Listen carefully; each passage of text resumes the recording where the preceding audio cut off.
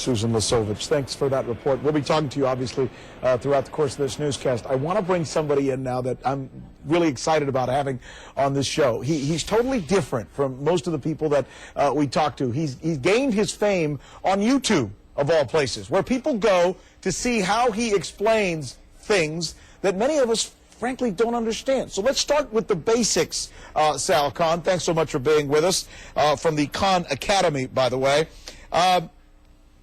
Basic question. Explain to our viewers, explain to the million people out there, what is actually broken that we need to fix? Right. And right now we have so many, the stock market goes down every day and people are having foreclosures and banks are stopping lending and they're failing. So it's really hard for people to keep track of what is the problem. Are these just causes of the problem or are they the actual problem? So I think we need to take a step back, and I've drawn a little diagram here. Let's put it up.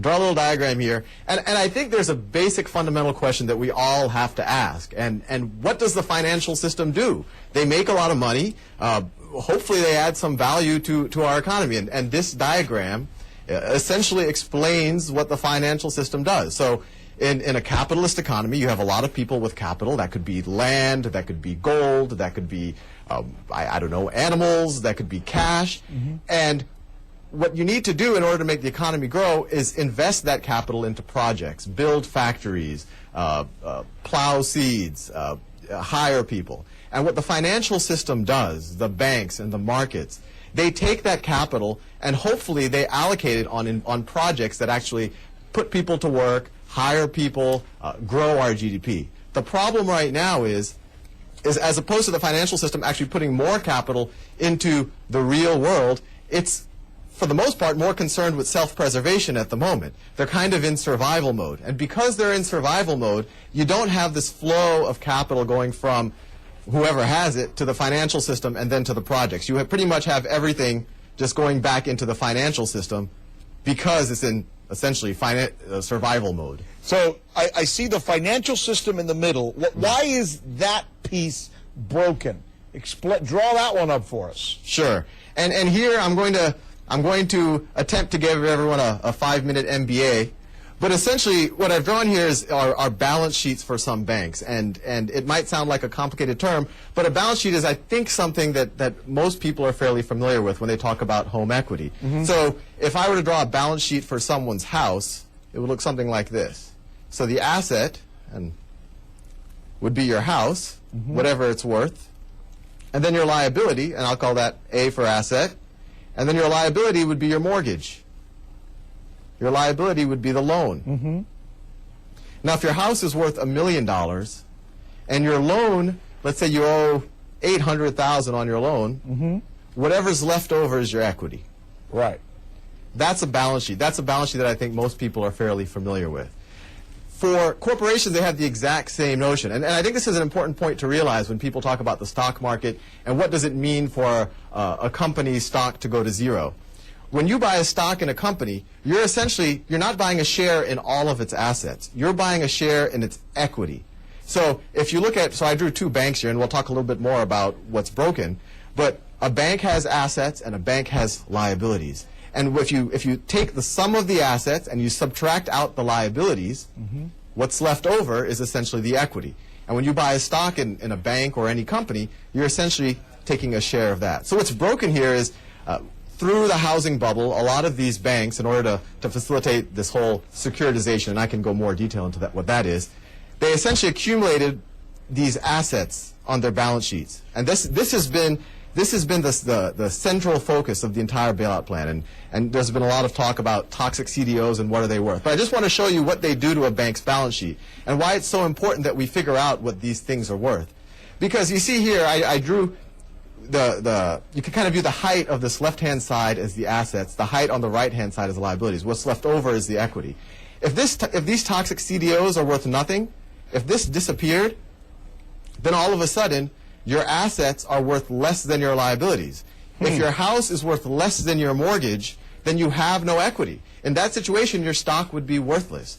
And in that situation, there's no reason why anyone should be lending to you, because you're essentially throwing good money after bad. So essentially, the situation that the banks find themselves in is the same as the one that homeowners had found themselves in as a result of this. Pretty much. Homeowners, you have an asset that's worth less than your liabilities. What do? Do you try to get someone to bail you out and buy your asset for more than it's worth, or do you just declare bankruptcy? Let's hold off right there. We're going to come back in just a little bit, and we're going to continue that conversation. And we're also going to be bringing you something today that's an exclusive to this particular hour on CNN. The story of Curveball. Who is Curveball? He may just be the only person that the Bush administration used as their source for going to war in Iraq, or certainly as much as anyone else. Was he right?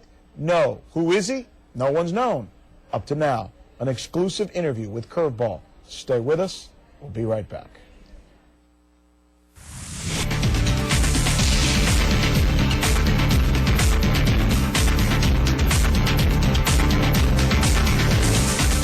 Twitter.com/Rick Sanchez, CNN. So many of you, 23,000, I believe, when we last checked, are talking to us, watching this newscast, as well as on MySpace and Facebook. In fact, there's somebody on MySpace right now. She's watching our show, and she just wanted us to know this. She says, my son is 17 years old and excited about college. I'm worried that we won't be able to get a loan to send him now. My husband's hours have been cut back from work as well. This absolutely affects all of America, and that's why we're doing what we're trying to do for you. Let's go back now and bring in Sal, if we can. Sal Khan. He explained to us moments ago what it is that is actually the problem, what it is that is broken. Now, let's take the next step. Let's try and understand, because everyone seems to be wondering, I don't understand this bailout/rescue plan that the government's been in. What is it? What is the government actually doing? Explain that to us so we can understand it like a fifth grader. Right. So the main problem, just to take the big picture, was that no one's lending to each other. So what the government at least said that they wanted to do is try to get the lending started again. So their bailout plan was essentially, let's buy out these toxic CDOs. Because let's say I'm a good bank that didn't get involved in this. If Bank A is holding these toxic CDOs, I'm not sure if Bank A should be bankrupt if the toxic CDOs are worth nothing, or maybe they are good for the money.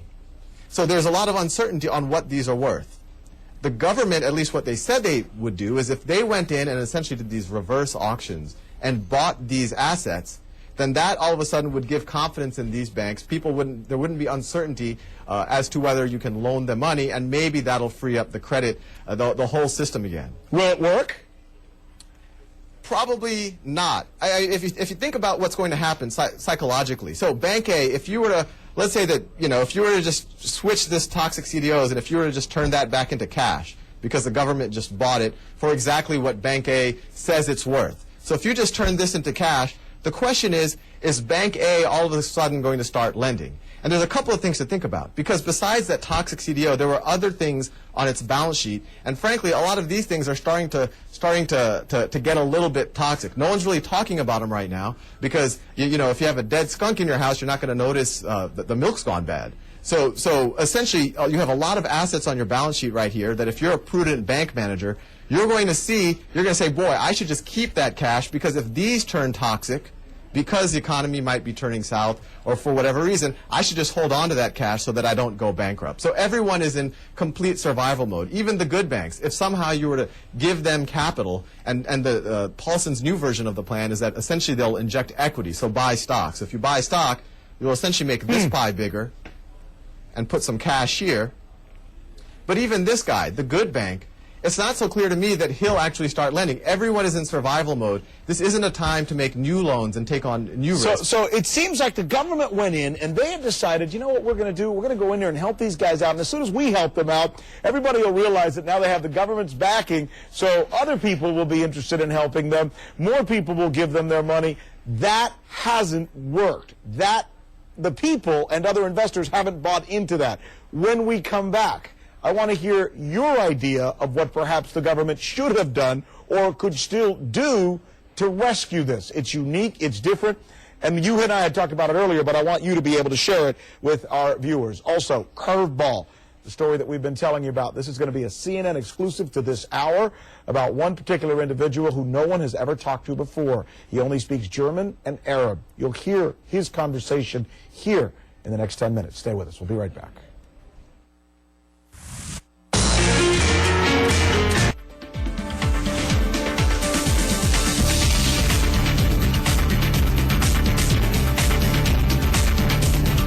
All right, so we understand now what actually is broken. We've got a sense of what the government tried to do to fix it, but it doesn't seem to be working because enough people / investors and regular folk don't seem to be buying into it.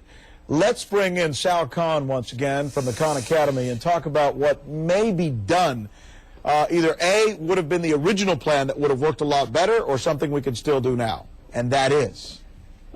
So the big picture, just going back to the big picture, is that the financial system, no one's lending through, right? Right. And every bailout plan so far, the government is just keeps injecting money in, either through loans, either through buying assets for maybe more than they're worth, or now buying stock. And the logic here is maybe that'll start up the lending. But most probably any new money that you put into the system, to a large degree, it's just going to go into survival mode, or it's going to go to essentially make up mistakes that have already been made. So one idea, and this actually came from a friend of mine, Todd Plutsky, and I actually think it sounded crazy when he first said it, but it actually sounds like a really good idea, is take that $700 billion, and remember, the problem isn't, you're not trying to save the financial system. You're trying to save the pipe that goes from the capital to the project. So why not take the $700 billion and capitalize a brand new financial system? And one thing that Todd had pointed out, $700 billion, it's an astronomical amount of money. That's more than the book value of the equity. Book equity is this piece right here on the balance sheet. Then J.P. Morgan, Morgan Stanley, Goldman Sachs, Washington Mutual, Wachovia, and Bank of America combined. So the government could overnight create banks bigger than those banks, although I don't think they should concentrate it all in 5 or 6 banks. They should. So in other words, you're saying, why try and put money into something that is so absolutely messed up? If they're half dead, let them die, create a new system altogether. But wouldn't that be a problem too? Because then wouldn't those banks be owned by the government? Do we want that? No, and this is the solution. And first of all, just to make a point clear, the Paulson's current solution involves government ownership. This plan, what you could do is the government could capitalize the banks, maybe 20 or 30 banks around the country, with the $700 million, and then each of those banks could have 300 million shares, and they could give 1 share to every American. New banks, totally new banks. Interesting. Sal, Khan, thanks so much. We'll keep you on. We're going to be talking about this throughout the hour, obviously. We're trying to get people to can explain some of these things for us. And what's the market doing right now? Let's make that as big as we possibly can. Down 71, a lot better than we were looking at an hour ago. Maybe you've helped, Sal, in some ways, hopefully. All right, we're going to come back to that in just a little bit, but obviously one of the key stories that we've been saving for you today, the story of Curveball, the man who seemed to have been the source or the influence in the invasion of Iraq. As we expected, Sal Khan is a bit of a hit, does things kind of differently, doesn't he? And a lot of people have a lot of comments and a lot of questions for him, but including this one. Let's go ahead and take the Twitter board if we possibly can. This one comes in from Sanch Fan. Yeah, he watches this show a lot, like every day. He says, keep Khan talking. Look, the market is going up. Apparently it had been. I hadn't even noticed that. I was so engaged in the conversation. Let's do this real quick. I want to just step away from this for a moment. Well, Blitzer, thanks so much. Sal Khan standing by. Sal, tell us if you could, I guess bring us back to basics. How are we being affected by what we're seeing in the news every day, the credit crunch and the situation with the market? Sure. If we don't unclog the credit system, we know that everyone's going to unlever their debt. So we're going to have deleverage. That's essentially everyone unwinding their loans. Deleverage, and this is, I think, a critical point because I think there's been a lot of misinformation out there, that actually contracts the money supply. So a lot of people out there are worried about inflation, these deficits that lead to inflation. But when you have deleverage, and this is what happened in Japan, this is what happened in the 30s, the money supply contracts. That's our printing press. Leverage is our printing press in a fractional reserve system. And that's going to lead to deflation. So I think a lot of people are worried about, are we going to see inflation? Are we going to see deflation? And if we don't fix the problem, we're going to see what Japan saw, and we're going to see deflation. And so, deflation means what, concretely, to me and you? Things get cheaper, the opposite of inflation. So, unfortunately, maybe salaries will go down, but on the plus side, a lot of assets, people buying a house, they'll get cheaper even. I know that probably won't be a good thing in the short term. Yeah, exactly. Not with what the situation is right now. Thanks so much. Sal Khan, you've been a great guest. What an original way of being able to explain things. We're going to be right back with the closing bell, which looks to be somewhere in the middle of